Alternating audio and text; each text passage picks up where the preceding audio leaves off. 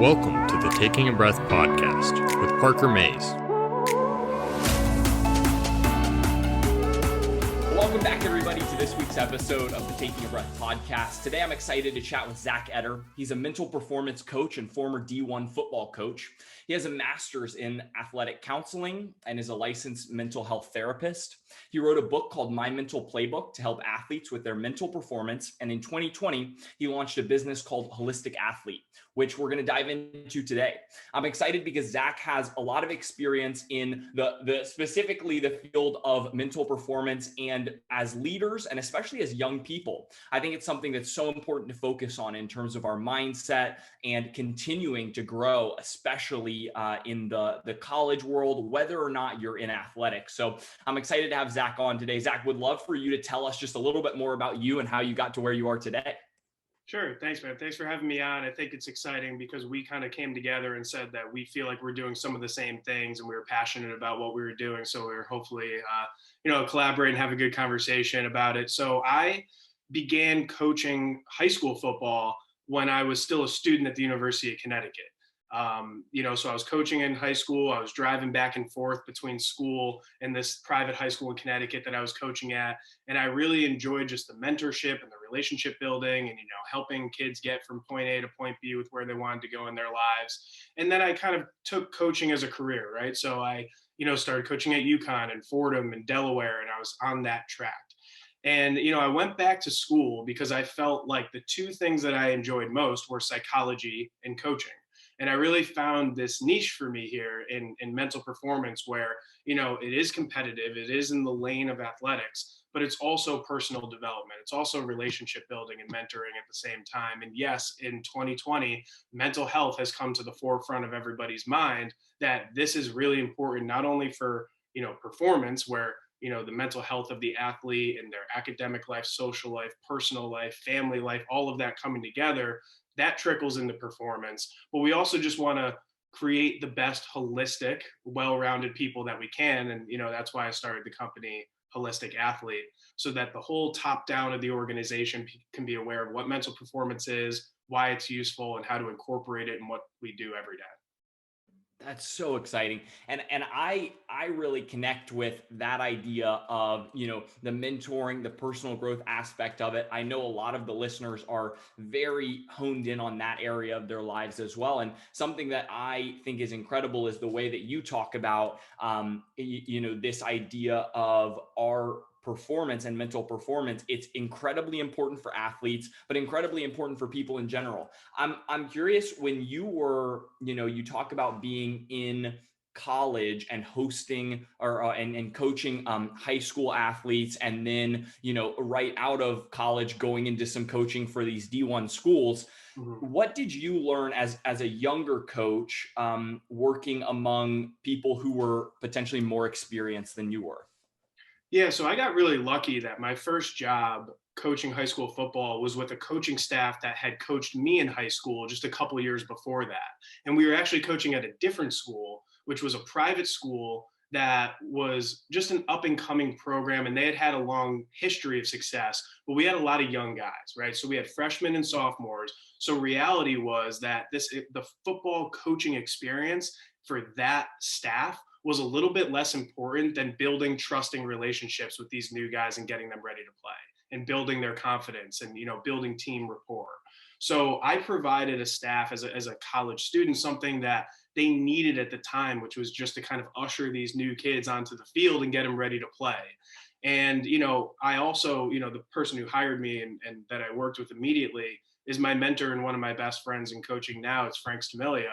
And because he had been my coach in high school, we spoke the same terminology. So we understood each other and there was that trust there. And he really empowered me to kind of have as big of a role with the team as I wanted to. So it was kind of a natural skill that I had to build relationships, not only with the players, but with the coaches. And then I just worked hard, man. I mean, I was the first one there. I was the last one out, but it's about being a presence, being in the weight room, being in the meeting rooms, being at every practice. They respected the fact that I left the University of Connecticut to drive to work every day and then drive 45 minutes back. And, it was a big commitment. So they saw that I was committed. They saw that I had, this ability to connect with and build rapport with the players, that was a really important bridge between the team and the staff at the time. But the beginning, it was really about trusting relationships and building rapport quickly.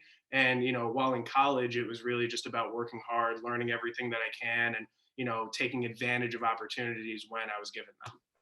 Do you feel like, so especially as a college student coaching high schoolers, and I'm in a similar position with a youth group where I'm a college student and I'm kind of a small group leader for these high schoolers.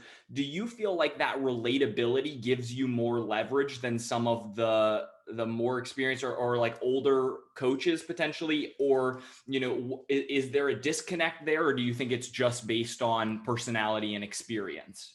I definitely think that today's day and age, if you're just recently, been their age, that might be good in terms of building relationships, because there's so many things that kids in 2020 deal with, 2021 now deal with, that, 10, 15 years ago wasn't an issue, right? So, when it comes to, for example, social media and, different issues that people have with the internet and building these relationships now, and different distractions that they have that might not have been the case. Older coaches or older people in our field, they might conceptually get it, but they didn't live through it. They didn't live through what it's like to be 16 years old, 17 years old with Snapchat and Instagram and Twitter. So to kind of understand some of these things that, they're dealing with, and understand, some of the issues that they face right now, and being able to relate to them in an authentic way, I think is helpful. But to be honest, at the same time, there's pros and cons, right? Because we don't have the noted experience. We don't have, the several chapter resume. And it is difficult to kind of draw the line between, coach and friend, that while I'm close to your age, there's still this boundary and this dual relationship that we need to be aware of and pay attention to, so that we both can get the best result. But I do think there's pros and cons, probably more pros than cons. I think it's helpful. Yeah. And I agree. I actually relate a lot to that, having the wisdom of time. Like a lot of times when someone will come to ask me something, if it's, I can be super relatable, but still like not have that like long-term wisdom, which is why I love conversations like this with just people in general who are further along. One thing, so with Holistic Athlete, what specific kind of areas do you focus on in, the players coaching? It really boils down to four main, what we call domains of an athlete's life: their academic life, their athletic life, their social life, and their personal life. And we kind of lump family into personal life, right? And the idea is like, yes, everything that we do, whether it's building confidence or, deriving motivation or setting goals, we could do that in any of the four domains, right? So we want to work on confidence and goal setting and achieving, what we want to in the classroom. And we can carry those skills over into our social life, into difficult conversations, into building meaningful relationships. And then we can carry that over onto the field, like being the first in line and being a hard worker and being respectful and communicating and giving great effort, right? And then we want to use that respect on ourselves and take care of our mental health and focus on our family. And what we talk about is this idea of having a partition. And really what we're saying is mindfulness, right? So when we're in the classroom, we're not distracted. We're in the classroom, we're focusing on school, we're paying attention, and we're working towards our academic goals. Okay. But then when we're on the field, we're not worrying about school. We're not worrying about family. We're not worrying about social lives. We are completely focused on what we're doing on the field. Same thing socially, same thing personally. When my athletes are hanging out with their friends, I don't want them to be thinking about me or sports or school. I want them to be hanging out with their friends, spending time doing that, because that's an important part of their lives. Right. So I think we're empowering. I think so many athletes think, to be successful, I just have to sacrifice everything and do 100% of something. And to me, like, first of all, success isn't the goal. Happiness is. And happiness and success is great. But in order to be successful, we don't want to burn out when we're 26, right? Like, we want to be a well-rounded person who pays attention to all the important aspects of our lives. We set goals, we work towards them in each of the areas, and we work towards being this well-rounded, happy, holistic person who, by the way, performs better when you have all of those things taken care of. My gosh. And I really resonate with that. I think a lot of people, in whether it's athletes or like a lot of people in my circle with like high achieving or entrepreneurial people, are very like all in on work life, and like really driving that, but just, potentially neglecting or pushing aside things for that one thing, right? And just all in, all the goals are there, all of the foresight is there. Even when I'm spending time with other people, my thoughts are there, like what you're talking about. So I love that idea of mindfulness. mindfulness. I think on that note too, it's like, there's no one way to be successful, right? So I think when these kids are growing up and they're seeing, Tom Brady and Michael Jordan and LeBron James, and they're like, okay, I have to be in the gym at 5 a.m. and I have to leave at 11 p.m. Otherwise, I'm not going to be successful. Yeah. And maybe for some athletes, that's the work that they need to do in athletics to be that successful in their sport. But for other people, that would drive them crazy, and actually spending some time with friends or being with family or focusing on school and getting to where they want to be academically would actually help them in their performance, because maybe they need a break, or maybe they feel better when their grades are higher. Maybe their grades get them to the school that they want to go to perform at the level that they want to. So it's so subjective. There's no this is how you're successful. There's no this is how you get to where you want to be. And that's what I do in the one-on-one counseling, is you work individually with the athlete to figure out what they want and create this road holistic map to deal with all of the aspects of their lives to help them get to where they want to go. But it's so subjective, and that's part of the black and white issue that these kids face these days with all this media, all these documentaries, all of these people telling them how to be successful. There is no one way to be successful. Let's figure out what works for you, and then have that be completely okay with you, that what works for you is not going to be the same as somebody else, and so on. Yeah, the two big things there, right? Like the self-awareness to know what it is, and then prioritizing like how I'm going to get there. So yeah, it's that balance. Do you feel like there's a particular area that consistently people are not prioritizing when you're working with them, or is it just in general pretty subjective? Well, first of all, I would say between academic, athletic, social, and personal, every time I meet with an athlete for the first time, something is severely lacking. Yes. Right. So I would say that it's usually personal, right? They're not doing the things to take care of themselves. And the common aspect in performance psychology is probably sleep, right? They're probably not sleeping enough. So they're putting in the work that they need to, athletically. They're doing their homework. They're hanging out with friends, and then they're staying up till 3 a.m. on Netflix, playing video games, playing Fortnite, whatever it is that they're doing. And, so that suffers, right? And then what we teach them is like, why suffering in your personal life and your mental health and your sleep, why that's an issue, and why that's going to bleed into these other domains in your life and cause problems. But really, I think, not to kind of like change the subject a little bit, but I think the main issue that these younger kids face these days is social media. And I think that that's a problem for two main reasons. One is time, right? We're spending way too much time on social media. It's available, it's right here. I've gotten 4 notifications from some stupid apps since we started this. And I'm like, oh my God, should I check it? It's just, It's so distracting. We spend so much time on it. If you have an app that, looks at your screen time, we would all just be disgusted with how much time, we spend on our phones. So if you think about just, 8 hours a day, what could we apply that, to something else that would get us, better to where we want to be. So from a logistic standpoint, we spend too much time on social media. And then from a mental health standpoint, social media creates this vacuum where we compare ourselves to other people, right? And the common saying, comparison is the thief of joy. And the reason is because we're comparing ourselves not only to other people, which would be bad in itself, we're comparing ourselves to the best unrealistic version of other people that they post, right? So, just for example, you have a player or a kid who, goes to the gym once and, pumps the bar 4 times, posts a video of it on Instagram, and goes home. Now another kid sees that and he's like, I haven't been working out, and they're being successful, and I'm being lazy. And, you have these negative thoughts about yourself. So we're comparing ourselves to what we think is normal, or what we think other people are doing, when first of all, that's a useless exercise anyway. And second of all, that's probably not what they're doing. Like we don't know what other people, are doing in their lives, but we know that what they post on social media, what they post on Instagram, is probably just the best, most ideal version of themselves. And then we think that that's the norm, and then we struggle with that kind of comparison. So spending way too much time on it logistically, and then it's really bad for our mental health. One quick actionable tip that I have for people. I started doing this probably about 4 months back. And what it was simply I went into my settings and I just turned off notifications for like Instagram, Facebook, TikTok, like any of the social platforms that you're on. And I don't know if you have any additional tips or anything like that or thoughts on this, but essentially what I did by doing that is I gave complete control and ownership to myself of, okay, I am actually going to check the app versus the app is checking me, right? Like it's buzzing me saying, hey, get back here, get back here. That's it.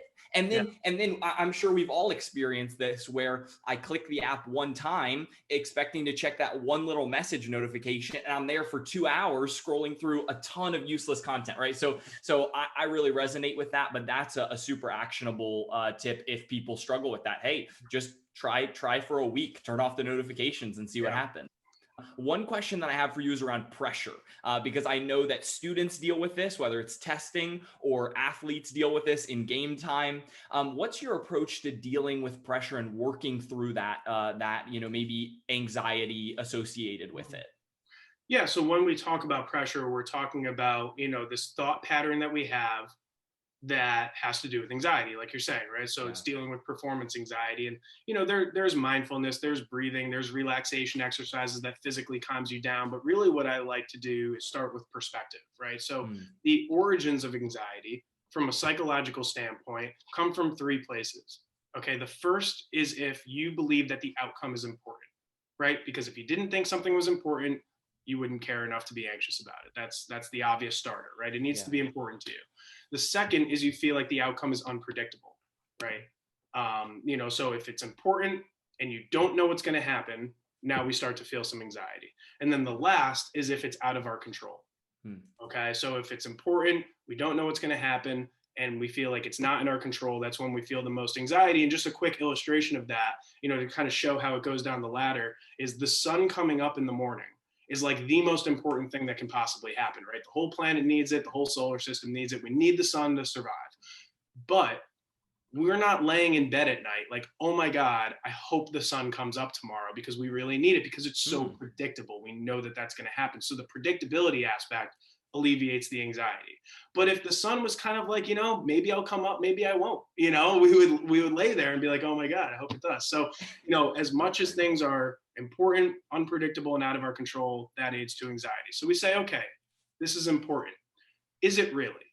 Why is it important? We challenge those belief systems. We challenge those pre-existing notions, right? So a championship game, people experience anxiety because they believe it's important, right? But how could we tap into that? How could we change our perspective, about the game as to have a more positive connotation than a stressful connotation, right? And then in terms of predictability, that's when we focus on our preparation, right? Things are less predictable, if we're not as prepared. So we focus on our preparation, we focus on our mindset and our sequence leading up to performance to be as prepared as possible to deal with the predictability. And then out of our control, I never think things are out of our control. We have a list of things that are in our control and a list of things that aren't. And my players are very aware of what falls on the controllable column and the uncontrollable column. And all of the things that are in our control, we're going to have dominated that already. And all the things that are out of our control, we're going to have discarded that a long time ago, right? So we're going to focus on the perspective of, we're only believing that this is important to the point that it causes anxiety because of this belief pattern that is fixable. All right. It's predictable. It's only unpredictable if we're not prepared, and we're going to be prepared, and we're going to already have handled all the things that are in our control and discarded the things that are not. So what are we feeling anxiety for? We're ready to go, and that's not a perfect science. There's going to be moments where we're better at it than others, but anxiety is not always a bad thing, right? Anxiety, that feeling of, oh my God, I'm not prepared, forces you to get prepared. This is really important. This test is, 50% of my grade. I can't change the fact that it's 50% of your grade. You're right, it is important. So now we have to study. Wow. So it forces you to prepare, it forces you to control what's in your control. But we want to manage that this is really important belief pattern when we're on the field actually performing. Because at that point, we have to let go of the result, trust our preparation, trust that we've controlled what we can control, and then our talent takes over. And that's when it's the most fun. We could watch these kids perform free of anxiety with all the preparation and things that they've done beforehand. I love that exercise because it really like changes your perspective on the whole issue. We do an exercise kind of to create those plans, right? So what we call, it's called a decatastrophizing uh, Okay. activity, right? So catastrophizing is blowing things out of proportion, believing that the worst thing in the world is going to happen. You know, we're going to lose the game 100-0. Everyone's going to hate me. I'm not going to get that scholarship. I'm going to lose my starting job, all of that. So I know that these kids have thought about that, right? I'm not going to pretend like they haven't had those thoughts. So what I want to do is I want them to say it out loud. All right. I want to get it out of their heads. It's kind of the concept of mental health therapy. Once you say it out loud and you get help with that, it alleviates the burden a little bit. And we can kind of look at it more objectively when it's a conversation than when it's a thought in your head that no one's checking in on. So I ask athletes 4 questions, okay, before when we're preparing for a performance. Number 1, what is the worst case scenario within reason?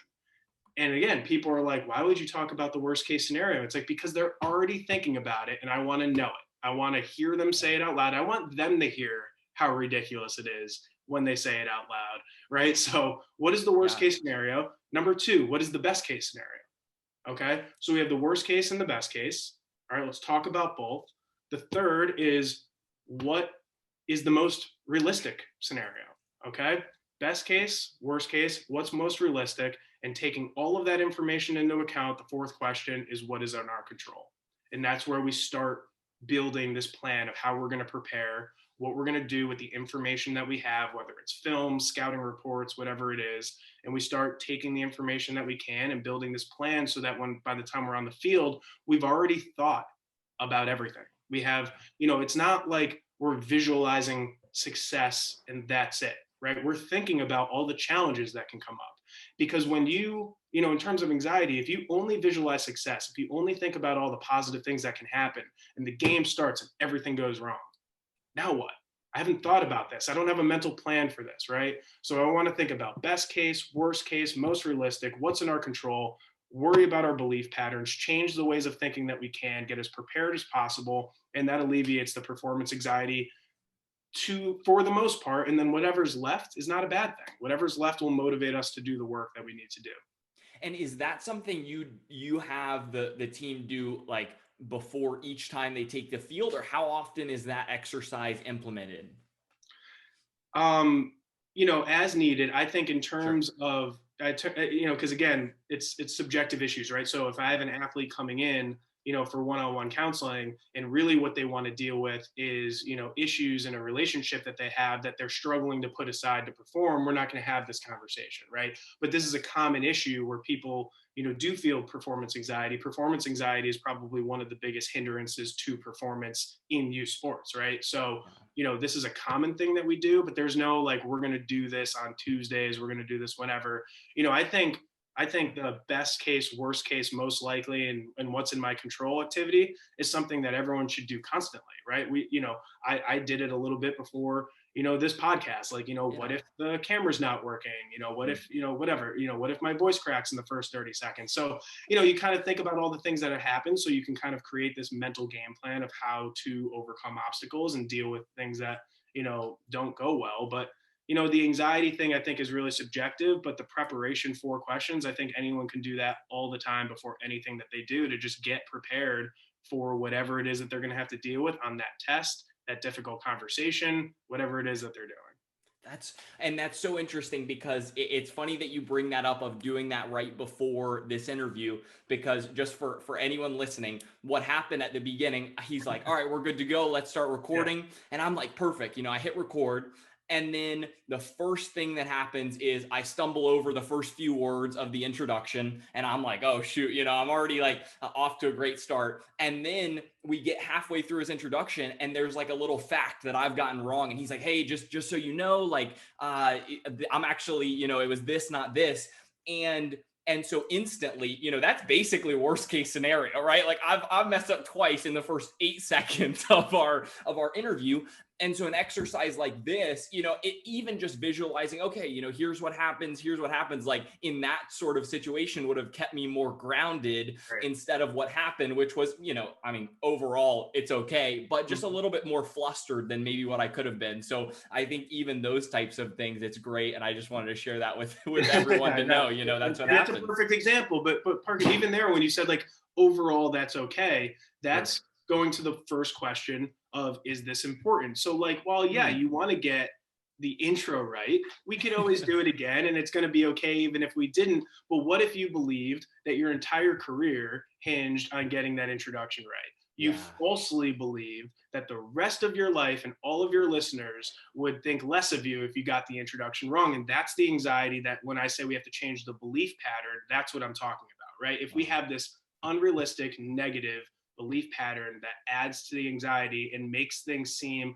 more significant and severe than it is, we're going to have a really hard time performing, right? But because you appropriately understood the importance of getting that right, we laughed it off, we restarted, and we did a good job. So you see that difference there, that you had a healthy belief pattern about this podcast and about this conversation, which allowed you to move forward from, that intro. So that's what we worked on.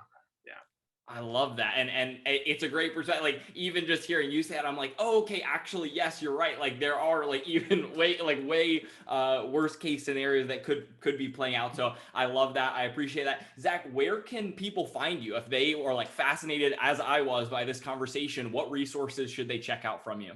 Yeah, so my website is holisticathlete.org.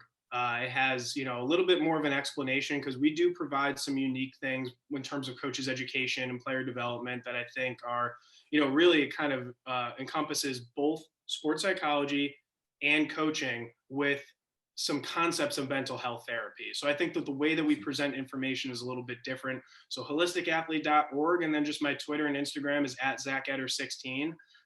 16 was my high school football number, and I wanted to keep that kind of part of me moving forward, because my athletic career, while I wasn't very good, kind of allows me to understand what these people are going through at the same time. So yeah, holisticathlete.org, @ZackEtter16 and Instagram and Twitter. Anyone can hit me up, DM me, have any questions, I'll talk you through it. I would say free consultation, but it's not that serious. So just let me know if you have any questions and if you want to talk about mental performance, sports psychology, and let's just get better and work on these things that everyone's dealing with, Awesome. Zack, I really appreciate your time, your thoughts today. Really incredible conversation. I feel like even like some of these actionable things that I learned today, I'm going to be implementing even like today and tomorrow. That's so awesome. So thank you so much for being on. Yeah, thanks for having me.